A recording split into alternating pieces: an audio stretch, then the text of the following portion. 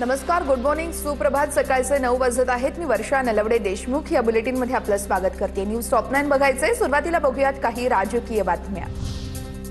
फुटीर खासदारांच्या मतदारसंघात उद्धव ठाकरेंची तोफ धडाडणार आहे. यवतमाळ, वाशिम, हिंगोलीमध्ये आज ठाकरेंचा दौरा. संजय देशमुख यांच्या मतदारसंघामध्ये पहिली सभा. ठाकरे काय बोलणार याकडे सर्वांचं लक्ष. आतापर्यंत अनेक गद्दार आमच्यातून निघून गेले. तुमच्यासारखे कडवट शिवसैनिक सोबत असेपर्यंत सेना संपणार नाही. तुमच्यामुळे शिवसेना आहे आणि कायम राहील, उद्धव ठाकरे यांचं वक्तव्य. मुख्यमंत्री फडणवीस आणि उद्धव ठाकरेंचा एकाच विमानाने प्रवास. प्रवासी विमानातून मुंबईहून नागपूरला जाताना ठाकरे आणि फडणवीस एकत्र. संजय राऊत, आदित्य ठाकरेंसह इतर नेतेही उपस्थित.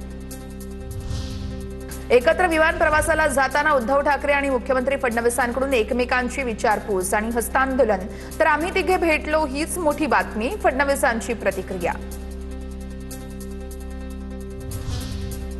उद्धव ठाकरे आणि देवेंद्र फडणवीसांची भेट ही योगायोग. आमदार बच्चू कडूंची प्रतिक्रिया. तर ठाकरे आणि शिंदे एकत्र येण्यासाठी फडणवीस प्रयत्न करत असतील, कडूंचं वक्तव्य. ठाकरे आणि फडणवीसांचा एकत्र विमान प्रवास हा निव्वळ योगायोग आहे. ठाकरे सेनेच्या नेत्या सुषमा अंधारेंची प्रतिक्रिया. तर ठाकरे प्रवासी विमानाने जात आहेत हे आश्चर्य. राजकारणामध्ये आम्ही एकमेकांचे वैरी नाही, भाजप आमदार प्रसाद लाड यांचं भाष्य. ठाकरे आणि फडणवीसांच्या एकत्र प्रवासामुळे आम्हाला असुरक्षित वाटण्यासारखं काहीही नाही. फडणवीसांवरती 100% विश्वास आहे. फडणवीस शिंदेंमधील एकजूट घट्ट आहे. मंत्री उदय सामंत यांची प्रतिक्रिया. खासदार ओमराजे निंबाळकर आणि श्रीकांत शिंदे तिरुपती बालाजीच्या चरणी लीन. दोघेही केंद्रीय मंत्रिपदाच्या शर्यतीत असल्याची माहिती. मंत्रिमंडळ विस्तारापूर्वी बालाजीला साकडं घातल्याची चर्चा. फुटीर खासदारांनी जनमत चाचणी करून घ्यावी. दूध का दूध, पाणी का पाणी होईल, संदीप देशपांडेंची टीका. आपले लोकप्रतिनिधी ही हिंमत दाखवतील का, संदीप देशपांडेंचा सवाल. आता बघूया टॉप 9 मोठ्या बातम्या.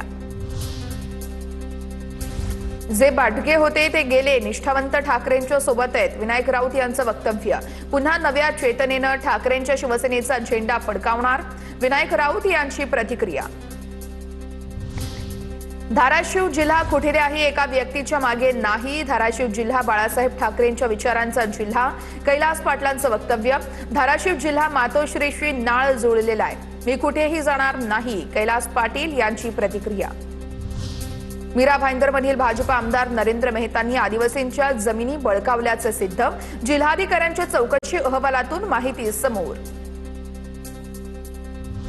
भाजप आमदार नरेंद्र मेहतांच्या कंपनीने मीरा भाईंदरमधील आदिवासींच्या जमिनी बळकावल्याचं प्रकरण आणि या घोटाळ्यातील आरोपींवरती तात्काळ फौजदारी गुन्हे दाखल करा, मंत्री सरनाईकांची मागणी. आदिवासींना त्यांच्या जमिनी परत मिळेपर्यंत लढा सुरूच ठेवणार, सरनाईकांची प्रतिक्रिया.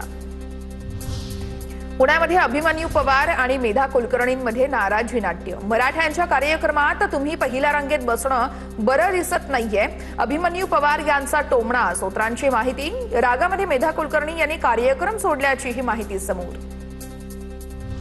जागेचा वाद नाही, हा जातीचा वाद आहे. अभिमन्यू पवार यांनी मला टार्गेट केलं, त्यांना स्वतः मुख्यमंत्री असल्यासारखं वाटतं, मेधा कुलकर्णींचे अभिमन्यू पवार यांच्यावर आरोप. कोणताही जातीवाचक शब्द वापरला नाहीये, ताईंचा गैरसमज झालेला आहे. माझ्या वाक्याचा गैरसमज झाला असेल तर दिलगिरी व्यक्त करतो, आमदार अभिमन्यू पवार यांच्याकडून दिलगिरी व्यक्त. सारथी सोहळ्यातील वाद केवळ गैरसमज, नरेंद्र पाटील यांचं स्पष्टीकरण. अभिमन्यू पवार यांनी केवळ पहिल्या रांगेतील रिकाम्या खुर्चीवर बसण्यास सांगितलं होतं, यामध्ये चुकीचा हेतू नव्हता, असंही वक्तव्य.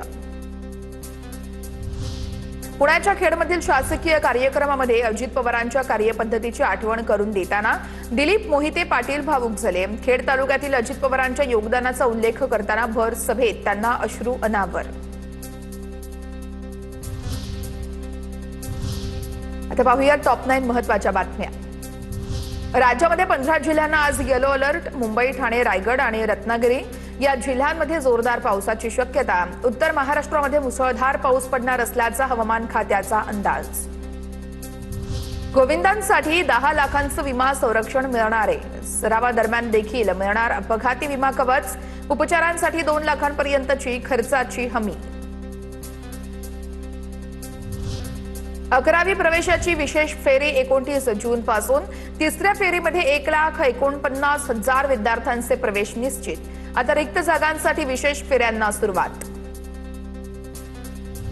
एमपीएससी मुख्य परीक्षेत मोठा बदल, वैकल्पिक विषय रद्द, परीक्षा 1,525 गुणांची होणार.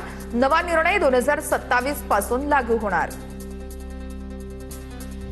एमपीएससीच्या सर्व आगामी पूर्व परीक्षा आता सीबीटी पद्धतीने घेतल्या जाणार आहेत. आयोगाचे अध्यक्ष विवेक भीमनवार यांची ही माहिती आहे. भरती प्रक्रिया जलद आणि वेळेत पूर्ण करण्यासाठी आयोगाचा महत्त्वाचा निर्णय आहे. राज्यात होणाऱ्या शिक्षक पात्रता परीक्षा अर्थात टीईटी परीक्षेतील गैरप्रकार रोखण्यासाठी उमेदवारांची बायोमेट्रिक तपासणी होणार आहे. यामध्ये फेस स्कॅनिंग आणि मेटल डिटेक्टरचा वापर केला जाणार आहे.